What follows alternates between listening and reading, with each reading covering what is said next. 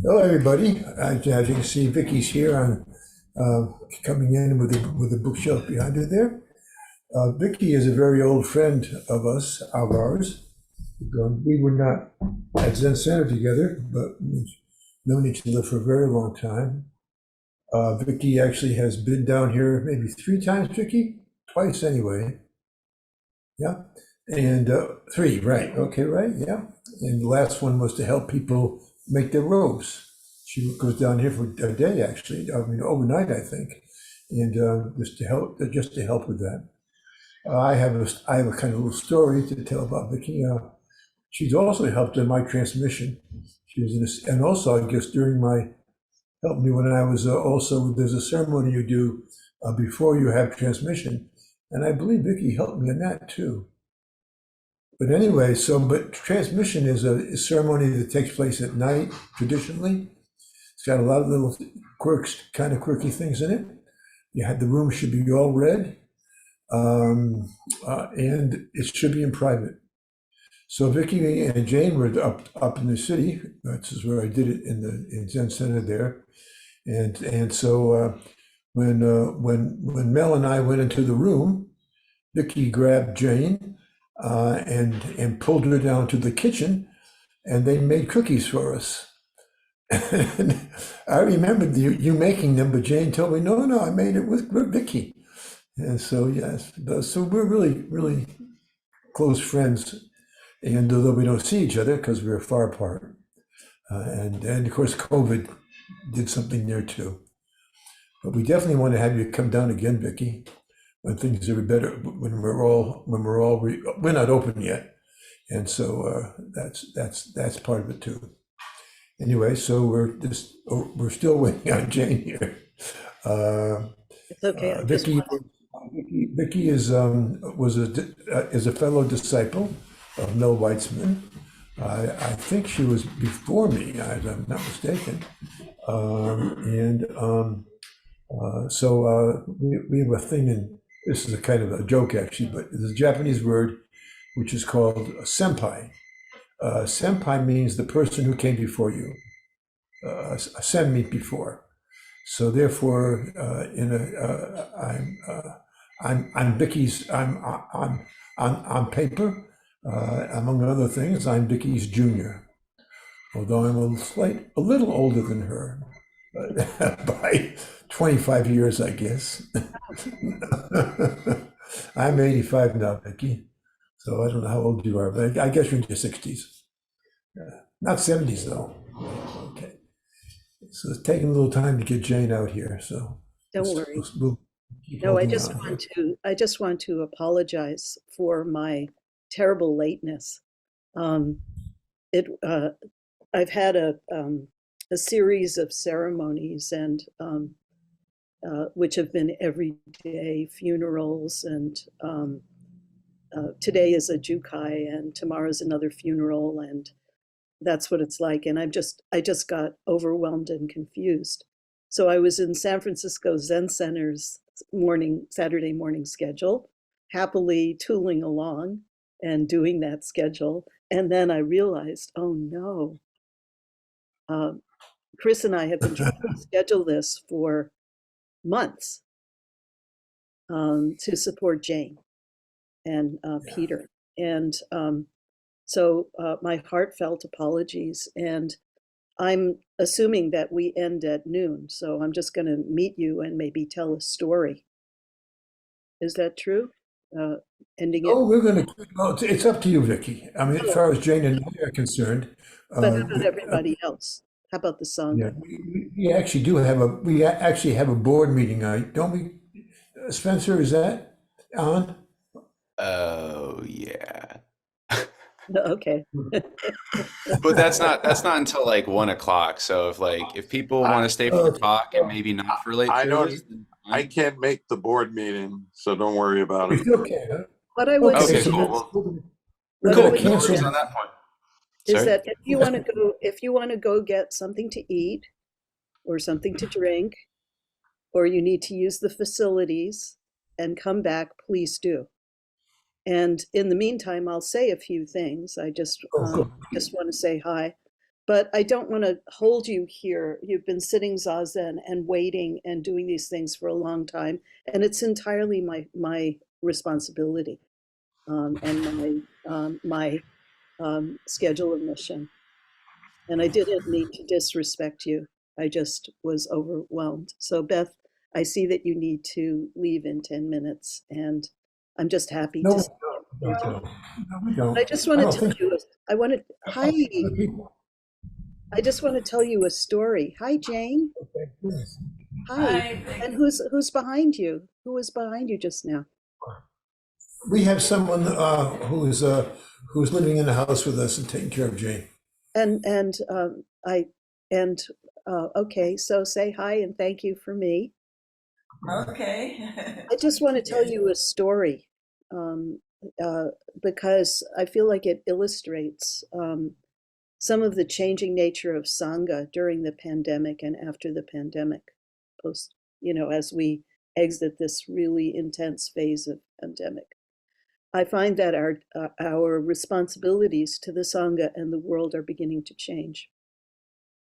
So first of all, one of the things that makes me feel bad about my immense fogginess this morning is that I feel like as we re-enter life together as sanghas, we need to support each other, and that's one of the most important things in ordinary ways, like showing up on time, like saying yes, like um, checking in if somebody's sick and needs something. We need to do the ordinary things that um, meld us as a group of people working together for something common. But the other thing that we need to do is to realize that what we think of as the pandemic is a pandemic of the world. And it's one of many major ways in which the world is suffering today. And how lucky, how fortunate we are to have wonderful places that we can sit and this group of people to re-enter practice with together. So it's the result of causes and conditions that are, as it's said, are as rare as a blind turtle swimming up from the bottom of the ocean, just happening to put his head through a ring in a piece of wood that's floating on the surface. It's not something to be taken for granted. So,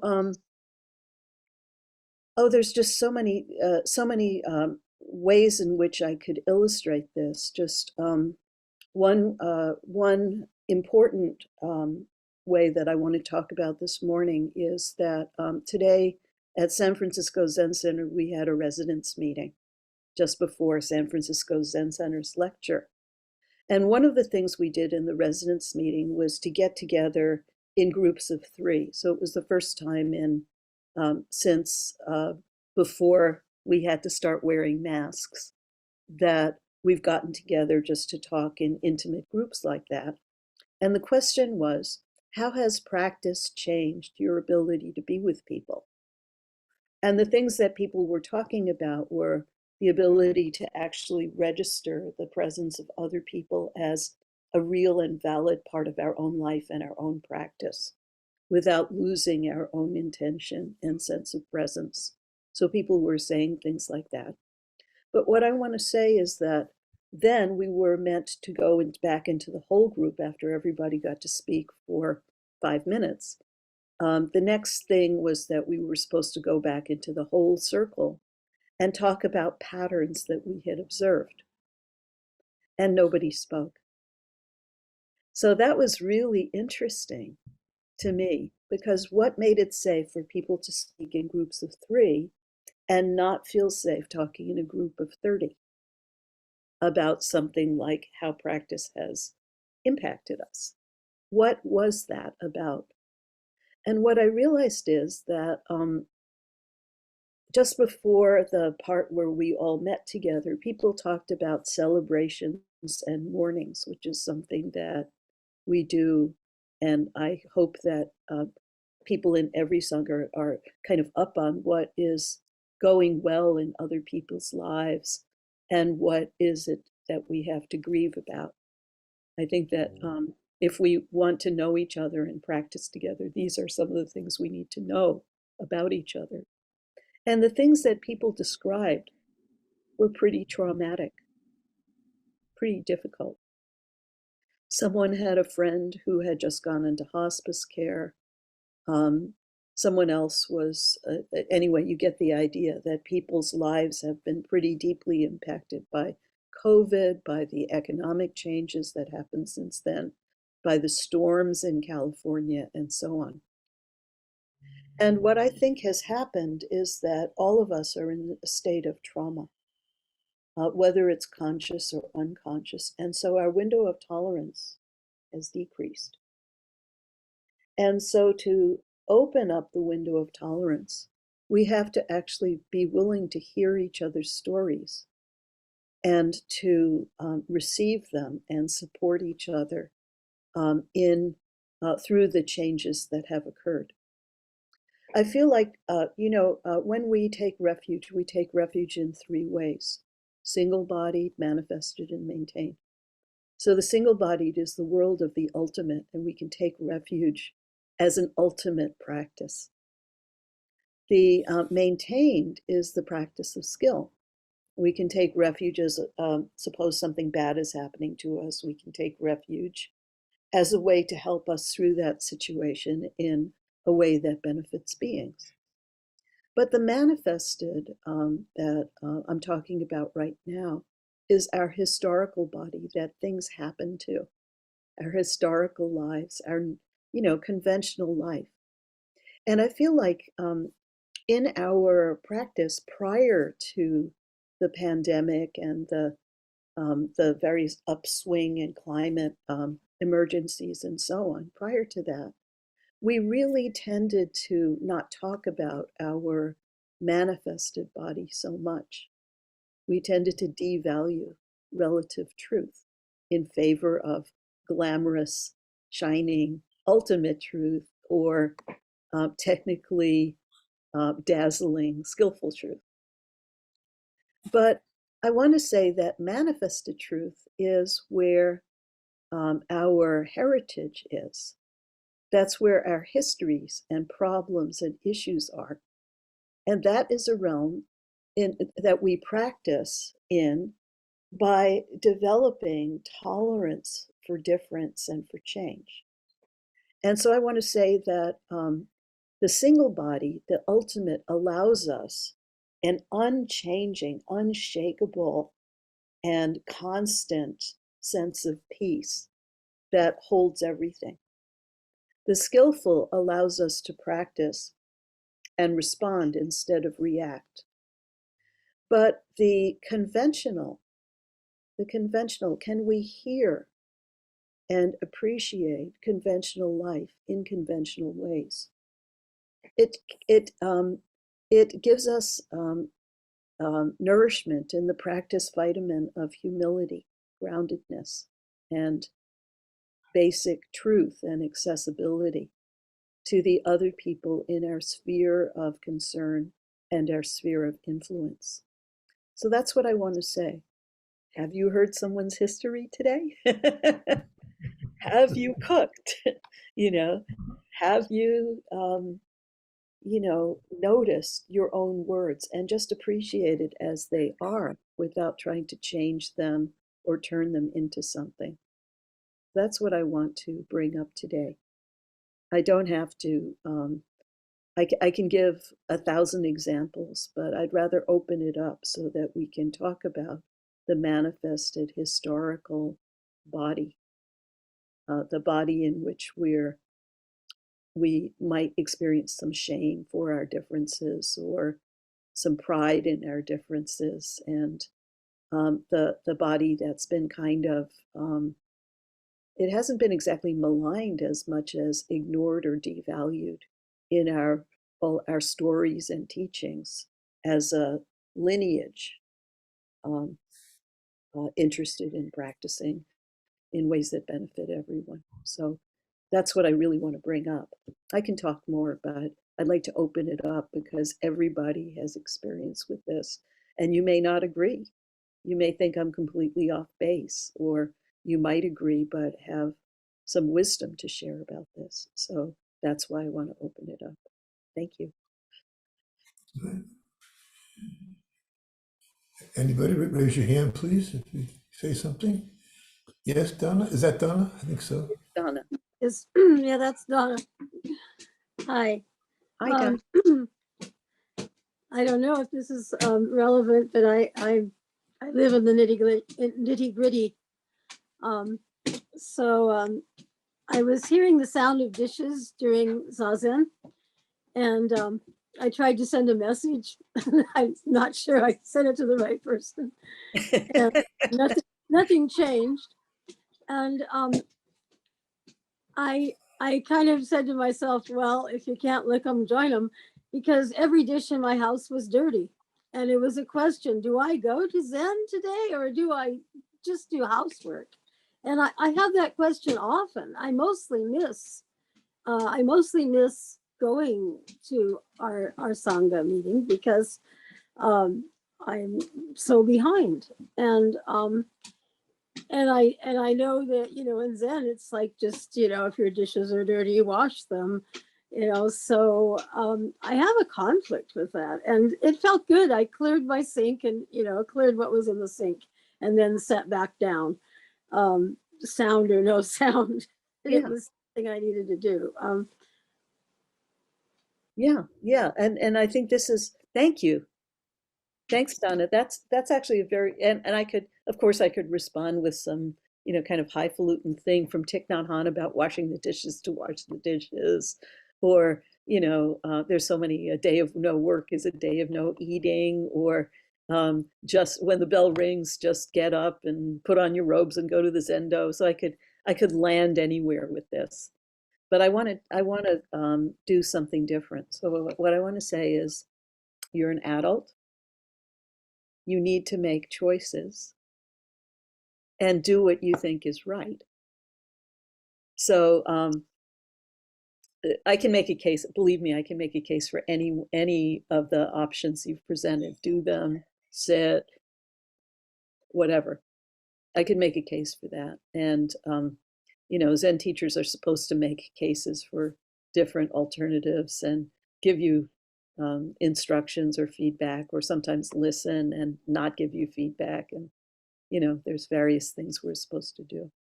But what I want to say is that when we have monastic training, residential monastic training, the emphasis is on following the signals and doing the things in the order that it's presented. But lay life is different. A lay life is given the form that my life is in, given my relationships, my commitments, my responsibilities, and a house is a responsibility. Given those, how does the Dharma arise in this form, hand in hand with all beings? So that's lay practice. And it keeps monastic practice relevant and slightly separated and pure so that it can be referred to and be in dialogue, apparently pure. So the thing about monastic practice, the point is, given the forms that we have inherited, that have been passed down to us generation after generation, how do I take on this form so that it can appear in this generation and continue to the next generation? And without lay practice to give it a sense of taste in this generation, monastic practice can be very dry, and lay practice can give it a sense of newness or kind of localness, like what is it in America versus what it was in Japan. So what I want to say is that each of us is a bodhisattva. The moment we started listening to our inmost request and responding to it, we started on the bodhisattva path, whether you wear a rakusu, an okesa, or gym shorts, or an apron. That's what it was. And each of us has that responsibility to manifest it in our own ways. Some will do it as monastics, some will do it as lay people, some will do it by jumping up when the bell rings and putting on the robes and going to the zendo. Some will forget to. Some will do it by providing a space where the family and friends can come that's clean and bright and warm during times of difficulty. So that's what I want to say. We have to understand how to take on our bodhisattva responsibility. And we have to have the allies and humility to be able to do it in our own way. The support and the groundedness, both. So I'm saying the manifested is what grounds us in suchness, just as it is, in the world of the present, just as it is. So that's my long answer to a short question. I'm glad you did the dishes. Did you shine your sink? Yeah, because, okay, so, yeah, some people recommend that once you do your dishes, that you scour the sink, and then some people even like oil the sink so it has a shine. And then if you just keep the dishes done and the sink clean, you'll always feel like something's taken care of. I know that. Yeah.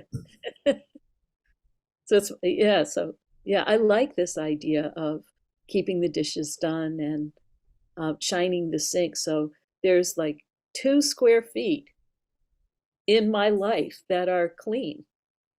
Yay. Okay. Thanks, Agassi. Okay. Yeah, I like the idea of talking about the difference between monastic and lay. My life was for a short time monastic, full time, short time monastic for 6 years actually, and then I've been ultimately a lay person the rest of the time. But I always have wondered, is the monastic way better because people do more time in it? There's more space allowed for doing it, and I've come to the conclusion, no, it's not true actually. That you can be, and of course I ended up becoming a priest back during my monastic years. Actually, is when it began. But really, if you look at your life as a bodhisattva, which we all are, someplace inside us we are. If you look at your life in that way, then there's no difference whatsoever, because you're not taking care of yourself, you're taking care of others. Yeah. Of course, first, when you're in your own life, of course, you're taking care of yourself, but basically that extra space you give to others. And it's very, very important. And when your people around you, as a teacher, of course, I'm looking at people who can't come to Zazen, etc. But you look at people around you, and you understand that that you give an opportunity to be lay always. You always give that space to other people. You don't think about them as anything other than practicing when they're doing that. Their practice changed. Okay, they can't come to this Zazen today. They're coming to another one.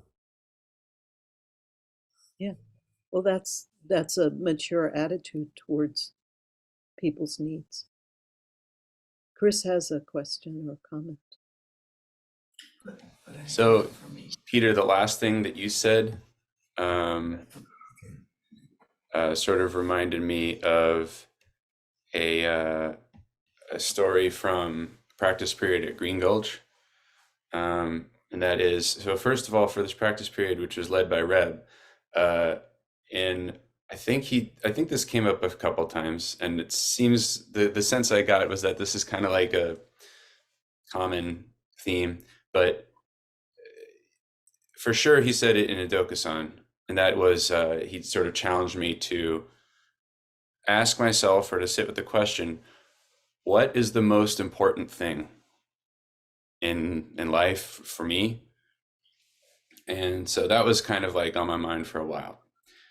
So for Sesshin, I was on the tea serving crew, and leader of the tea serving crew for that was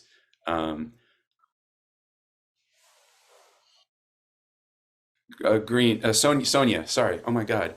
Sonia Garden Schwartz, yeah. Yes. Thank you. Oh my God. That was embarrassing. No, just sorry, I join you. Okay. No, no, no. Thank you for helping me remember. I was about to say it, and then just as soon as I got there, it just went away. So anyway, so after serving one time, and we were like put everything away, then we would always have, little talk, and she said, does anyone have a question? And I was like, what's the most important thing? She zero gap between me finishing the question and her answer. She goes, serving other people.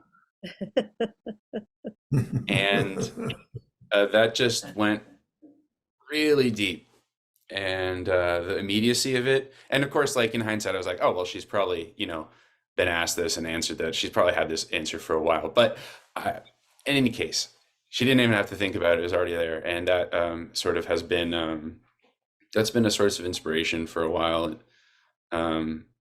It's been a theme when I've sort of thought about ordaining myself, which I'm sewing a black okesa. I'm very excited about that, but also slightly terrified. Oh, and I asked Jane, I said that, and she's like, I think it was a little weird if you weren't at least somewhat scared. Thank you, Jane. Yeah, and also I want to say, for people who don't know Sonia, she's a lay Zen teacher. She's been Shuso at Green Gulch. And Sonia was the Shika, or guest manager, at Green Gulch for many years. And she's also been Reb's attendant and other people's attendant for many years. So Sonia has a lot of experience in serving others. And that's part of Jane's experience as well, and part of mine. And so it's actually an amazing practice in the Zen tradition. So for instance, Katagiri Roshi used to tell a story about how his teacher made him the Jisha and the Anja. He was both of those. And one of his jobs was to, I think this was Katagiri Roshi, to prepare the bath for his teacher. So he never knew when to do it right, because the teacher liked the water very hot and not cold. So he would always try to ask 15 minutes before the bath. He'd try to go to his teacher and say, would you like me to draw the bath? And the teacher would say, oh, I don't know, not really answer. And then one day he just had a feeling, and he went and turned on the bath. And the teacher came in and said, just right, thank you, right? So this is part of it. Serving other people is a place where, if we're using it as a practice, we can really hear and respond to what's in front of us, who's in front of us, who's with us, how are we with them. This is a way to practice with the manifested refuge in Buddha, Dharma, and Sangha. That's very much a part of Japanese cultural transmission, and not so well known here. Like here, we find out about it in gardening, in farming, in cooking. But in Japan, it's all across the culture, because that culture is very heavily influenced by Buddhist practice and teaching. And so, like for instance, just the fact that there's 3 languages and you have to choose, the degree of height, how high or how low your voice is, depending on your your understanding of the relative sense of comfort the other person will have with you. So with some people you say, good morning. And with other people you say, good morning, and you bow different heights. And that's about meeting the person in a way that goes with the entire group understanding. And so serving other people is deeply embedded in the Japanese tradition. But it's also a very interesting thing because there is a kind of original reality, original truth, and then there's a presentation truth.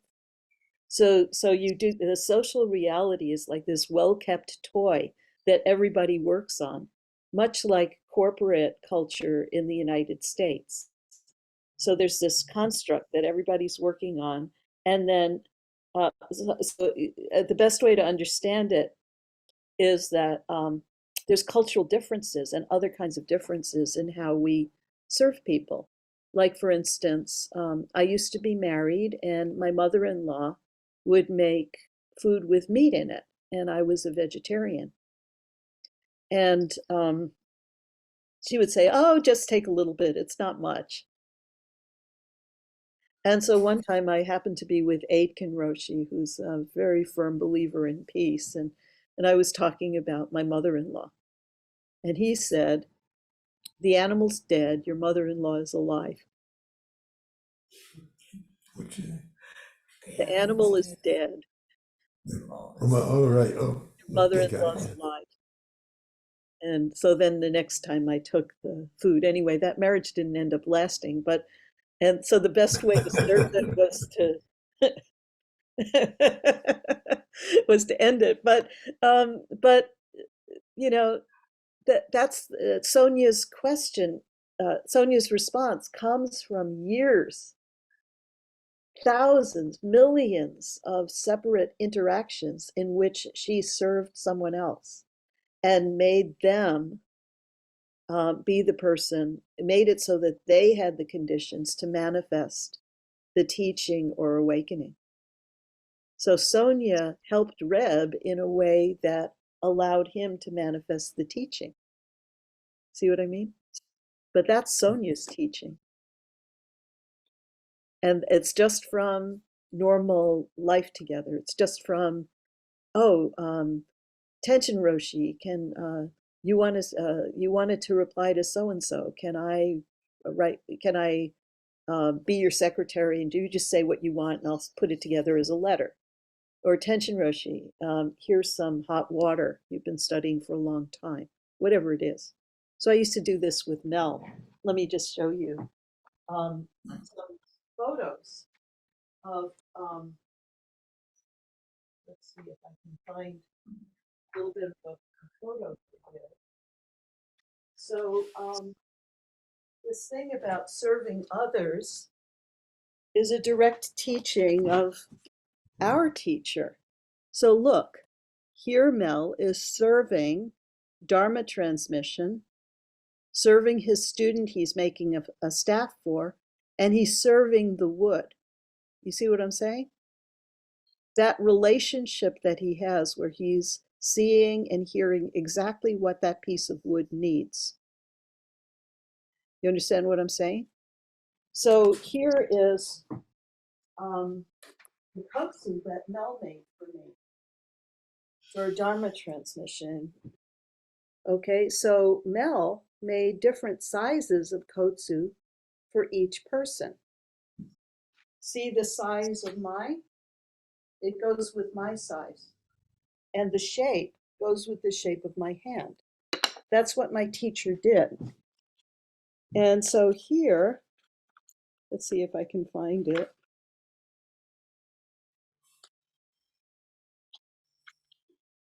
Looking for a picture. Here's what that does. It's intimacy. See what I'm saying? The intimacy of Sangha, that intimacy is not different from this intimacy. See how you put your fingers together in a way that if there was a fly in there, the fly would not be killed.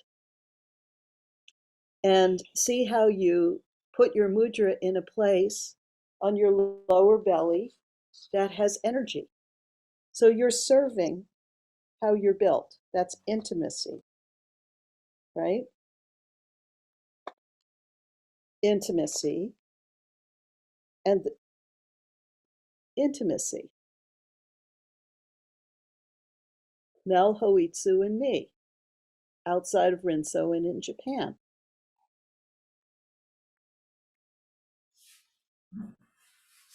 Intimacy. I made the tea, Mel drank it. Right? Intimacy. I taught the students, they made a rakusu for me. You know, anyway, I keep these pictures on my altar. You know, intimacy, knowing how things work. Okay? You can't do this without knowing how paper folds. You can't make a painting like Jane's without knowing how color and shape communicate with each other and with people's hearts. This is manifested truth. Okay? So thanks for that comment. That's helpful. Yeah, Matt has something. Except you're muted and I can't hear you. There we go. Yay. Yeah, it's interesting that while you were talking about Mel making the staff and serving the wood, that it struck me, and if you could comment on this, it struck me that the wood was also serving Mel, and in addition, when Mel was being served tea, that Mel's drinking it was serving the person that served him. Yeah. And how Suzuki Roshi drank tea, you know, the touch of his hands on the cup, his drinking the tea, what the tea did inside of him, all told one story that's single-bodied, but there was the touch of his hands on the cup, how he drank the tea and how the tea went in. And it was the same with the Buddha. Okay, the same with the Buddha. So I once mapped out the last 2 months of the Buddha's life on a map of India. I researched the names of the old villages that he taught in, and then I went on pilgrimage. So I followed the Buddhist path that he took. And what I found out was that the last 2 months of his life, he had amoebic dysentery, and he walked over 200 miles giving the same lecture in simpler and simpler ways. Okay? So I don't know. I'm sorry. Matt, say your question again, your comment again. Oh, that that the wood was serving Mel as Mel was serving the wood, and that Mel was serving you by drinking the tea that you had served to him. Yeah. And So, that, you know, yeah, go ahead. Yeah, so that's exactly my point. So the Buddha was serving the people by giving the lectures, but he was also serving his own body by walking shorter and shorter distances. But he was serving his deepest vow by continuing on to give those lectures. The people were serving him because they were remembering and practicing what he said. You know, and you know, you could keep arguing in all those different ways. You could see all of it. The thing is that every part of the story serves each other, just like you said. Well, that's the realm of interconnection. That's where manifested truth, if you stay with it, your experience matures and the interconnection, the insight into interconnection begins to appear. So skill appears on its own if you stay with the manifested with attention and responsiveness. That's how we learn skill. So what I'm saying is that all the truths or realities, they're not. We only separate them for the purpose of argument. They're not really separate. You know, if serving weren't the single truth that we were talking about, we couldn't talk about this person serving that person. It wouldn't mean anything. We wouldn't know what it was. So we do know what it is. It's not like these are really separate truths. They're just different aspects of truth. Does that make sense? Does that, you feel what I'm saying? So it's like you have that, you're working with physical support for your head and back, right? So the support is serving you, but also you're serving the support. You move the support when it gets smushed around and doesn't, and not right. You serve the support. You keep that towel clean or that bedspread clean. You arrange it in different ways. You tend it. It's your equipment for health, your equipment for zazen.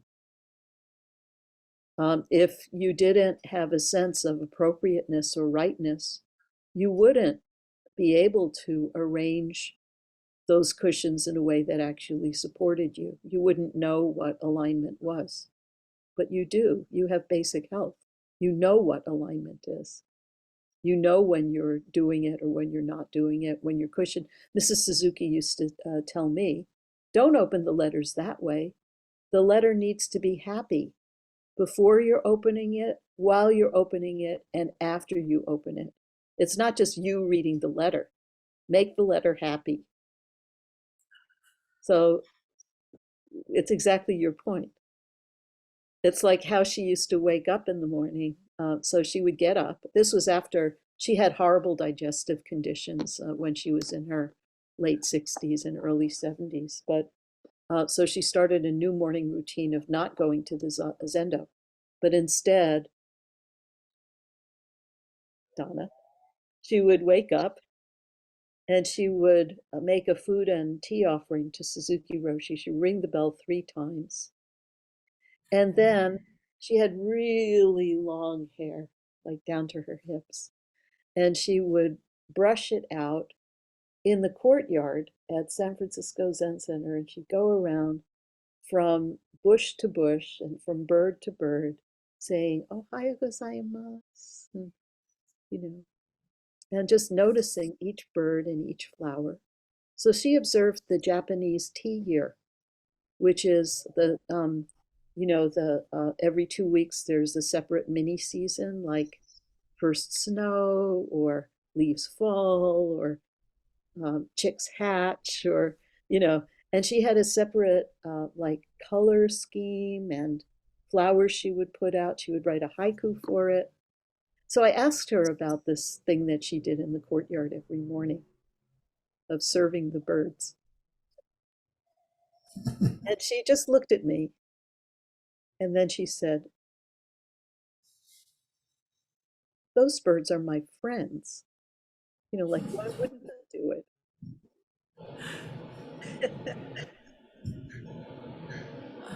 Why wouldn't I? Why wouldn't I be friendly back to them?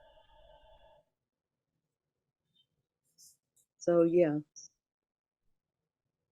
So I see, like you can see in Matt's posture, there's a respect for the props that he's using. And the props respect him, and he respects the props. They support each other.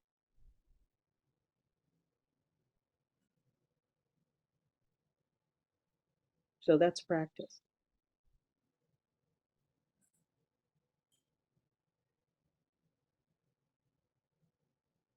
Thank you, Vicky.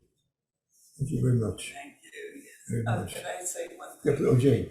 I'd like to say one thing up another way. I think you can also serve is in October of this year, I had a stroke, and in the nursing home for 1 full month, I had to do a practice with pureed food only. Practicing, learning to move my tongue with intent. And so someone always sat with me for the meal. And throughout the whole meal, they would always say, now put this little bit of food, just a little bit, no, put that back, just a little bit of food. It drove me crazy. And put it in your mouth now with your tongue. Deliberately move it to the back of your mouth and then swallow. And so for a full month I did that, and it got that every mealtime was really frustrating, even when I had Jello. Yeah. No, that's too much. Put it back. Just take a little teeny bit. Yeah. So first I had to learn to slow down. Then I noticed that the best way to work was to totally cooperate with them. Their intent was to help me. Their complete intent was to make me better. And so any resistance I had was just like a waste of time. So really cooperativeness is a way to serve people also, is when you understand what they're doing, it's just to go along with it even if you don't like it. Yeah. So after a month I graduated to chewable food. Yeah. Even my water, they put something in it to make it heavier, so it wasn't just plain water. So I had to swallow it with intent, and when I took it in my mouth, somebody was always sitting there saying, no, that's too much, much lower about. And now move it to the back of your mouth with your tongue and then swallow. And Jane, and what you're pointing out is that it's what I call the million repetition recovery. So for people who don't know me, I also have multiple traumatic brain injury, and I had to take 8 levels of English as a foreign language and go through some of the retraining process that you're talking about, Jane. It's like what you realize then is that your body is a committee formed of thousands of millions of separate actions and groups of parts that work in harmony. You have to do those things separately and together a million times to retrain or grow a new pathway. And then we realize, like, I think maybe what you're saying just points to me the incredible number of repetitions, the incredible steadiness of intention that has to occur to actually create peace and harmony, the virtue of Sangha, inside the body, but outside as well. And it was really hard at first until one day I realized that actually this person is just really trying to heal me. And so I started to completely cooperate without any emotion at all in it. And it went much better right afterward. Wow. Yeah. I think you can really serve other people just by cooperating with them. Wow. When you understand, even if you don't understand their intent, but just to always assume that their Buddha nature is at work, not just their ego. And so if you do that, I think you can cooperate with people in a very nice way. And that's serving people too. I thank you, Vicky. I really like this discussion about serving others as a way to kind of really wake up everybody with you. It's like I was trying to wake up my tongue and my mouth. And now I'm trying to wake up my mind as well. Yeah. I highly recommend Norman Doidge's book, The Brain's Way of Healing, which talks about, many, many cases of people who healed in inconceivable ways by doing exactly what you say, cooperating with whatever it was, even if it looked weird, Like It's frustrating. yeah, frustrating, but also really interesting. Like there was one story in there about a woman who woke up one morning and she was completely unable to balance. And so she went to these mad scientist guys in Denver. These two guys had created a kind of an electrified tongue depressor so that when she leaned to the left, it gave feedback on the left. Zzz, zzz, zzz. When she leaned to the right, it went zzz, zzz, zzz on the right. And so she found that she felt better after one session. And then after a few sessions, she could balance. That feedback system had just clicked in and been built. Yeah. And then like there's another story about this guy who had fairly advanced Parkinson's. And he joined a walking club and he found that his symptoms were greatly alleviated when he did that. And so Dr. Deutsch finds himself on a mountain taking a hike with this Parkinson's guy. And he thinks to himself, what am I doing with this guy? You know, this is a medical disaster. You know, I'm walking up a mountain miles from anyone with this guy with advanced Parkinson's. And then he observes the guy, and the guy's symptoms go completely away when he walks. And then they come back when he stops walking. But every time he walks, the symptoms go away. And it's these people learning how to serve their conditions, even though it looks completely weird.